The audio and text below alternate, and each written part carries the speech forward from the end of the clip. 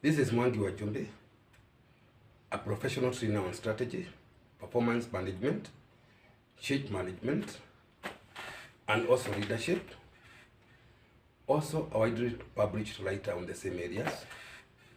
The most notable publication is a monthly strategy column in a magazine titled Small and Medium Enterprise Today, which lasted 5 years. That is from 2013 to 2018. During my writing of the strategy column, I was influenced to write 2 publications. The first one is titled Career Dynamics in the 21st Century, sub-theme Unleashing the Human Performance Potential, which was first published in 2015. This publication was highlighted in the Daily Nation of 23rd May 2015, and the article about the book influenced the Kenya Institute of Curriculum Development, and the same book was eventually used for architecture of the new curriculum, CBC. It was also approved for circulation in secondary schools in Kenya in 2016, and it started circulating in schools with authority from KICD. And along the way, I was also influenced to write another publication titled Living Beyond Survival, sub-theme No More Tiptoeing in Life, which was first published in 2018.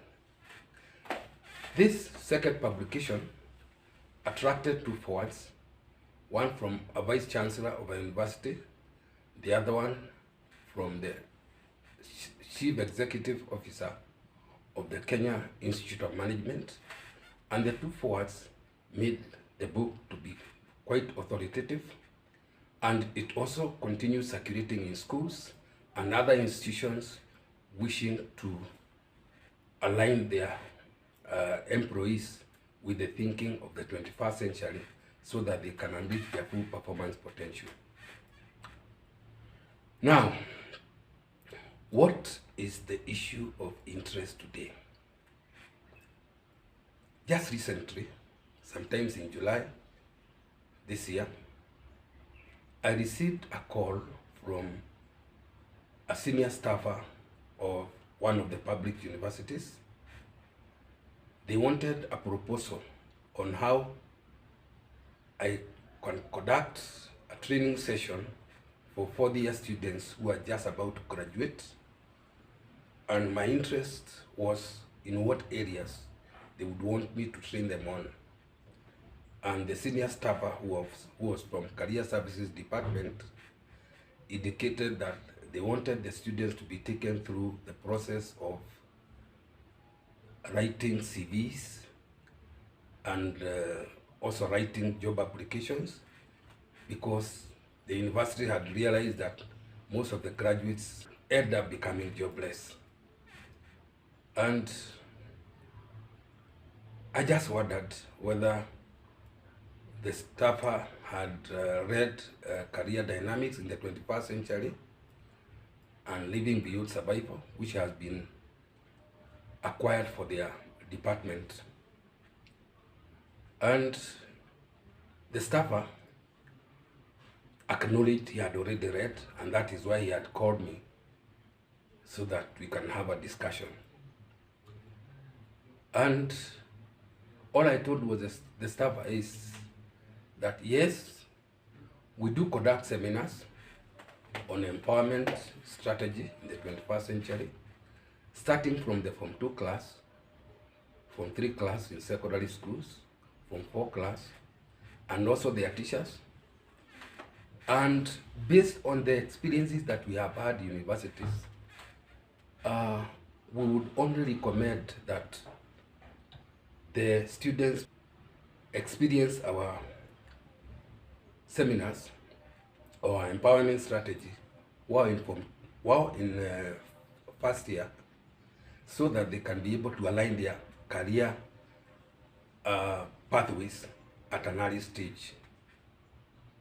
And the staffer now understood, and he's going to consult his colleagues, and maybe they can consider inviting me for empowerment of first year students early enough so that they can also benefit at an early stage. Now, I'm sure there are many Kenyans who would wonder how I would ignore or abandon an opportunity of making some few coins through such an engagement.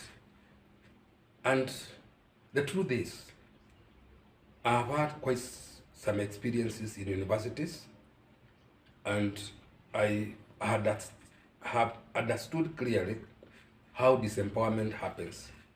And I realized that going to conduct seminars for fourth year students was just, well, a formality, because they have made their choices along the way. Many have made their mistakes, and correcting at that stage, I found it difficult for me. And I can give a few examples. The first one, in 2013, June, the professor who taught me total quality management had noticed my articles in the newspapers, and he recalled my experiences as a student at the turn of the century. And all he did was to call me to go and give a talk to his students who are fourth year students just about to graduate. And he wanted them to understand how total quality management can apply in their real life. And my talk was titled "Quality Begins with You." It was very interesting. I got a lot of questions. So many students were very concerned about the choices they have made through the influences of their parents, through the influences of teachers, influences of their peer pressure, and they realized a lot of them had made quite some mistakes. And that for me became of great concern, and I continued remembering that talk until 2015, when I wrote Career Dynamics in the 21st Century, and the talk became chapter 6 of Career Dynamics in the 21st Century. In January 2016,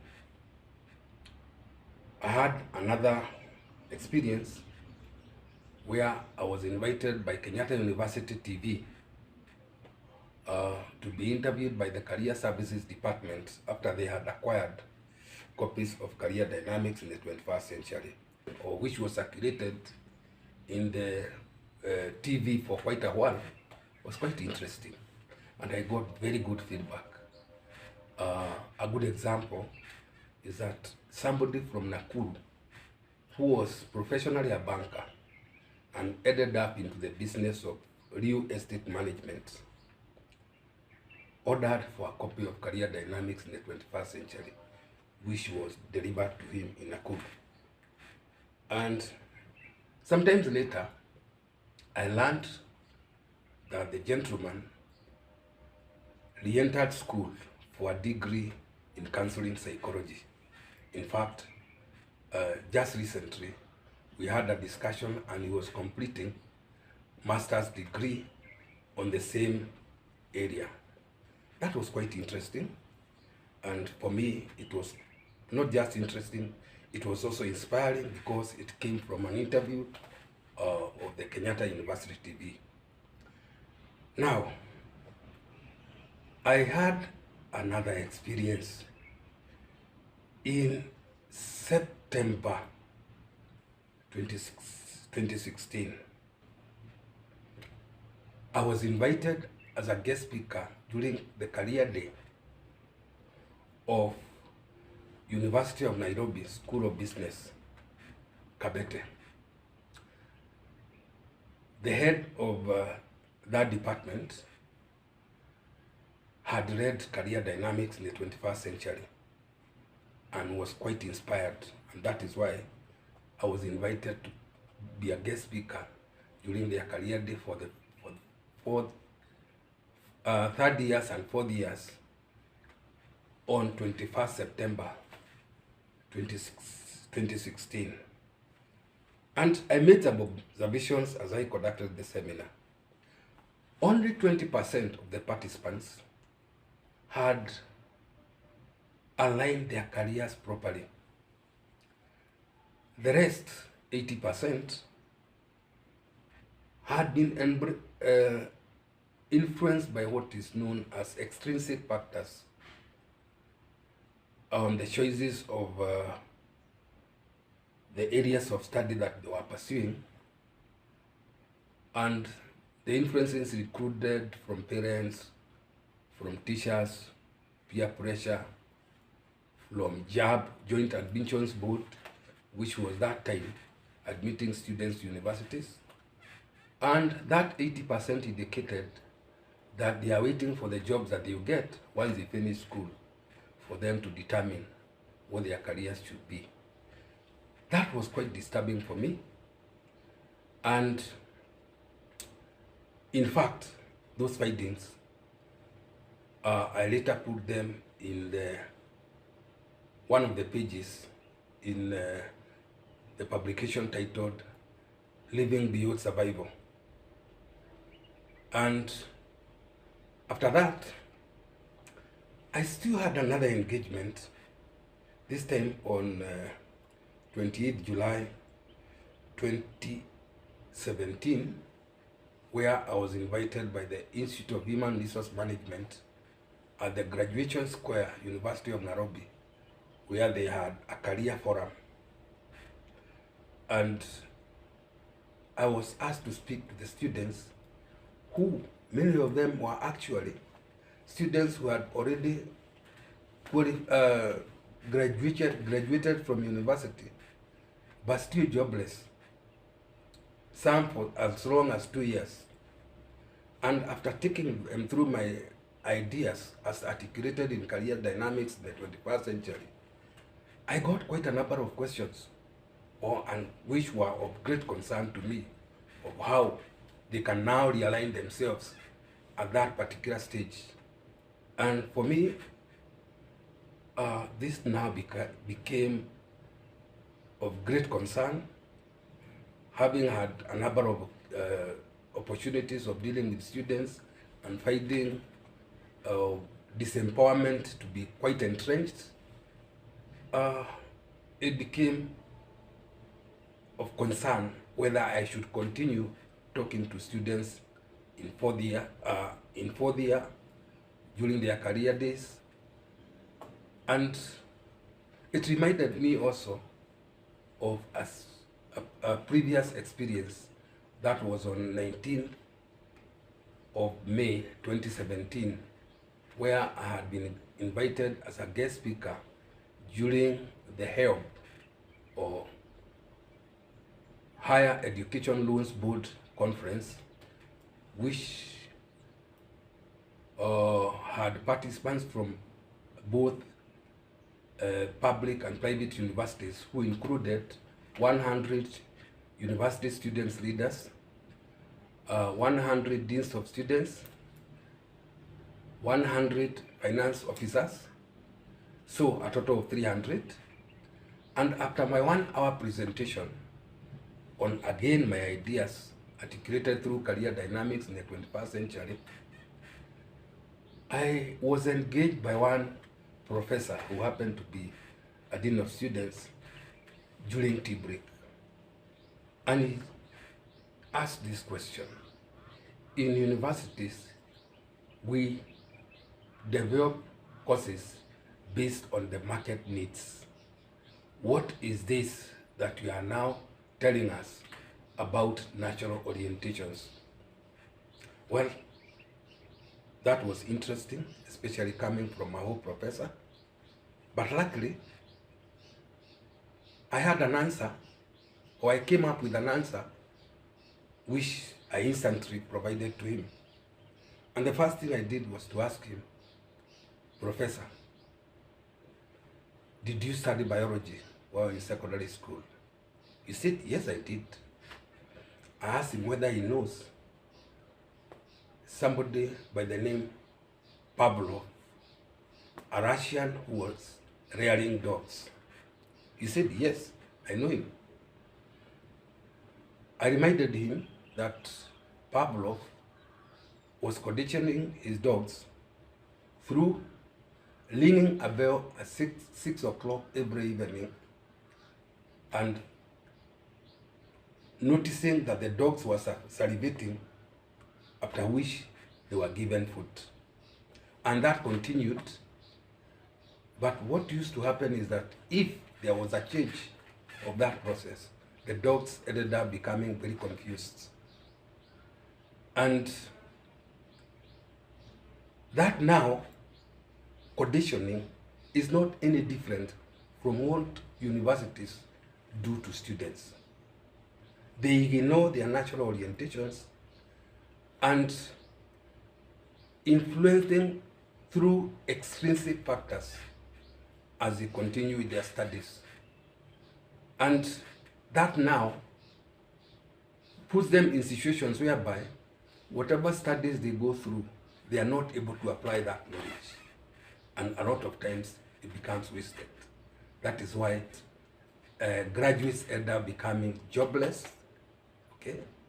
And even when they get jobs, they just end up becoming mediocres, okay? That of course leads to, has some effect even in the country, whereby we are basically or largely a mediocre country. Now, I could share a lot more on this, on why I don't conduct seminars in universities. But you can get more from career dynamics in the 21st century and also living beyond survival. And you can also contact us for seminars in organizations, in schools. As you have heard, universities, it's advisable for them to be to go through our empowerment sessions while in first year.